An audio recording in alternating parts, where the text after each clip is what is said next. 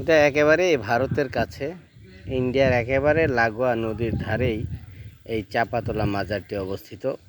এই যে বটগাছটা দেখতে পাচ্ছেন, এই বটগাছটা অনেক পুরাতন একটি বটগাছ।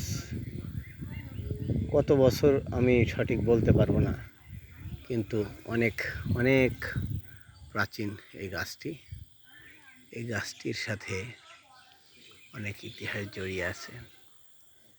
এখানে আমরা ছোটোবেলা তো এসেছি, বিভিন্ন রকম মানুষের মনোবাসনা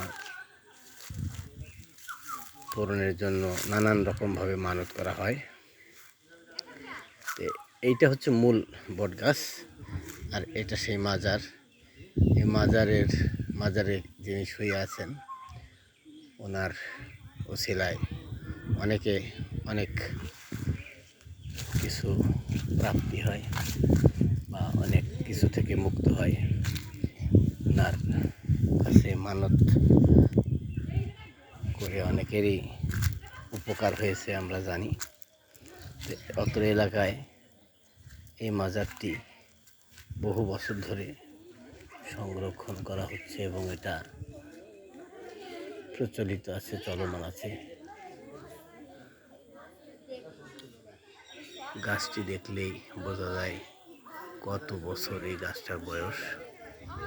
অনেক পুরাতন একটি গাছ। আমরা আজকে এসেছি জিনানগর হাই স্কুলের হেড ম্যাডাম, কেবিএস মাধ্যমিক বিদ্যালয়ের প্রধান শিক্ষক, এই যে কেবিএস মাধ্যমিক বিদ্যালয়ের প্রধান শিক্ষক, জিনানগর মাধ্যমিক বিদ্যালয়ের ছাত্রছাত্রী, প্রায় 24-25 জন ছাত্রছাত্রী আছে। তারপরে আছে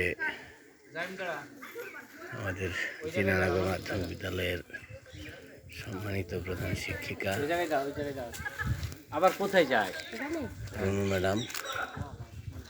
উনি একটু আলাদা বসে আছেন, ওখানে বসে আছেন রুনু ম্যাডাম। আর আমরা এই যে এই গাড়িগুলো করে এসেছি।